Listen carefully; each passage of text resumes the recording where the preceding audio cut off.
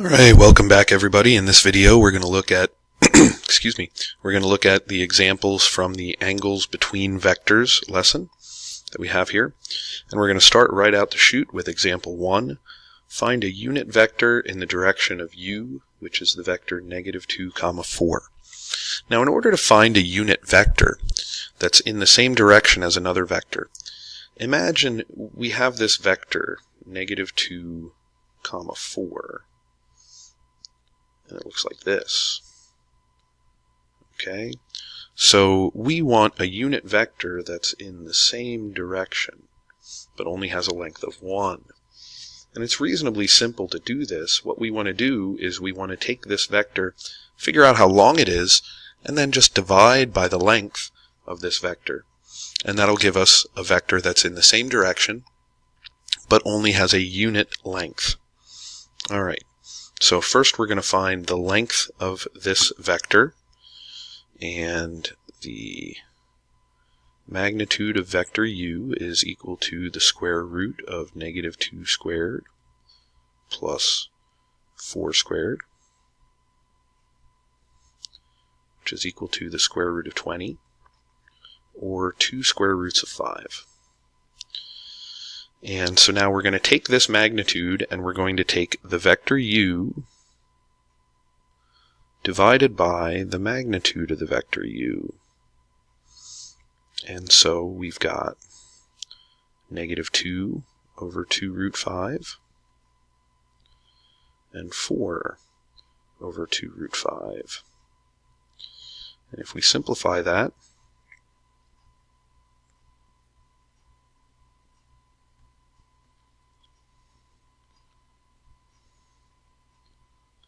this is a unit vector in the same direction as the vector u, which is what we were looking for. Now if you want to, you can, rationalize this and write it as -root5 over 5 and 2 root 5 over 5. And that's okay. That's also an acceptable answer here. And that's how we find a unit vector. Alright. Some more properties related to vectors. You want to read through those, make sure you understand them. And then the next thing we're going to look at is the angle between two vectors. The angle theta between two non-zero vectors is given by the formula theta is equal to the arc cosine of the product of the first components plus the product of the second components divided by the magnitudes of each of those vectors. And so in order to find the angle between these two vectors, we're going to take the arc cosine of this quantity, u sub 1 times v sub 1, which is -6, plus u sub 2 times v sub 2, which is 5, all over the magnitude of the first vector, which is the square root of 2 squared plus 5 squared, square root of 29, times the magnitude of the second vector, which is the square root of -3 squared plus 1 squared, which is square root of 10. And if we calculate this, it'll give us the angle between these two vectors. And I want this angle in degrees, so I'm going to make sure I'm in degree mode. And now I want to take the arc cosine of -6 plus 5, which is -1, divided by the product of these two magnitudes, which is the square root of 290. And this gives me the angle between these two vectors, 93.366 degrees. And that's how I can calculate the angle between any two vectors.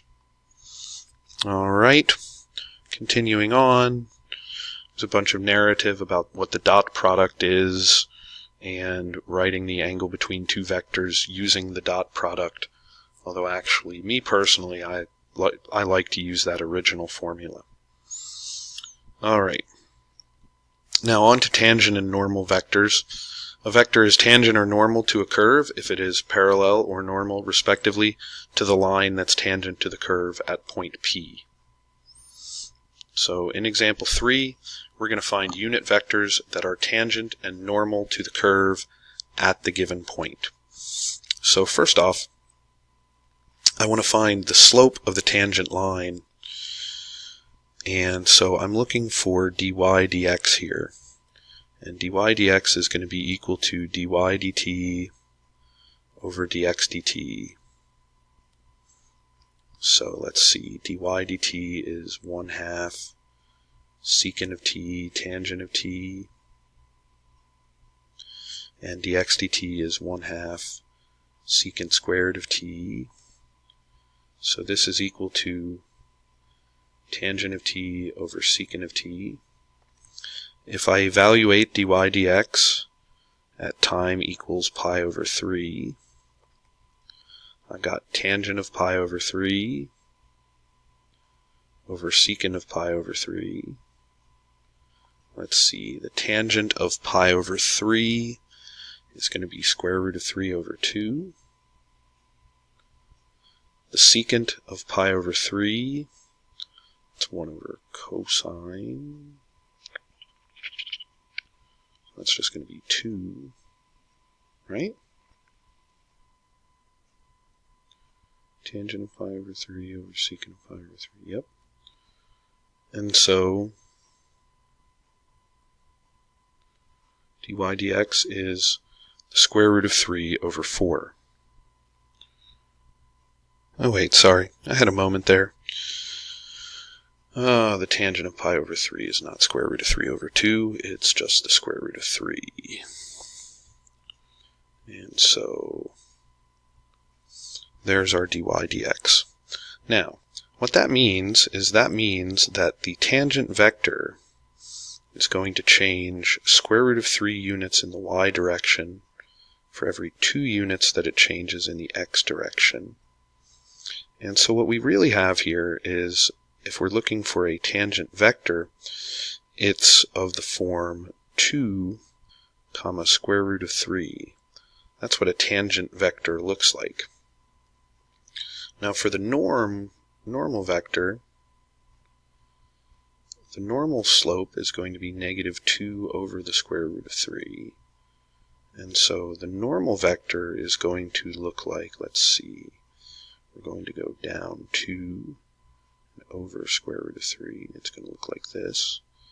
And so the vector that represents the normal is going to be the square root of 3 comma negative 2. Alright. And so now we want to write these unit vectors. Now realize that when we have a tangent vector, we could also have the same vector only in opposite direction. And so negative 2 comma negative root 3 would also be a tangent vector, and negative root 3 comma positive 2 would also be a normal vector. So we have 2 tangent vectors and 2 normal vectors to the curve at this particular point. Now we want to unitize those, and so we're going to find the lengths of them and divide the length by, or divide the vector by the length. So the unit tangent vectors are going to be, let's see, what's the length of that vector? Square root of 7. Unit tangent vectors are going to be 2 over the square root of 7, square root of 3 over the square root of 7. That's the unit vector that represents this tangent vector. And the unit vector that represents the other tangent vector is going to be negative 2 over the square root of 7, comma negative square root of 3 over the square root of 7. There are your 2 unit tangent vectors. And your unit normal vectors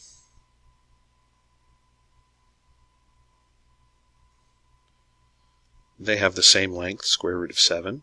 So your unit normal vectors are going to be square root of 3 over square root of 7, negative 2 over square root of 7, and negative square root of 3 over square root of 7, 2 over square root of 7. Notice that when we have our unit tangent vectors, the one is the same as the other except with the opposites for the components.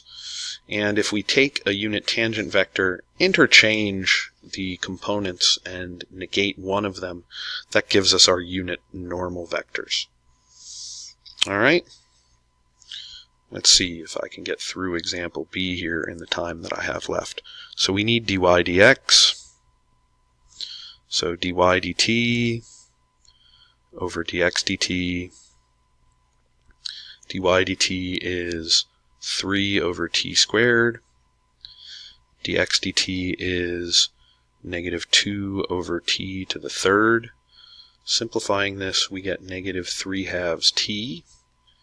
And so dy dx at t equals 2 is negative 3.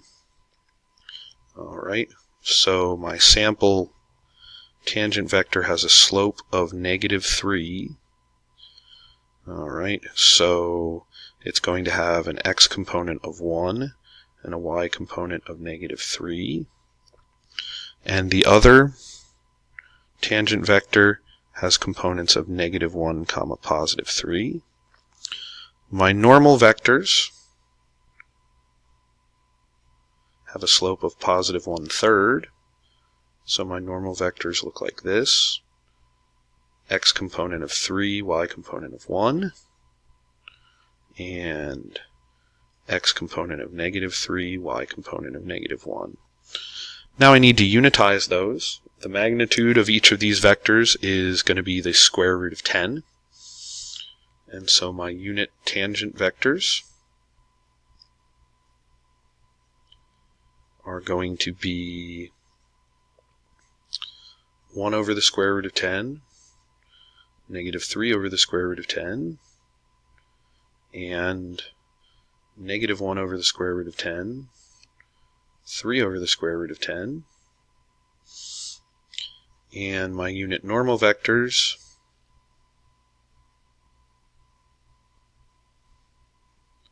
are going to be 3 over the square root of 10, 1 over the square root of 10, and negative 3 over the square root of 10, negative 1 over the square root of 10.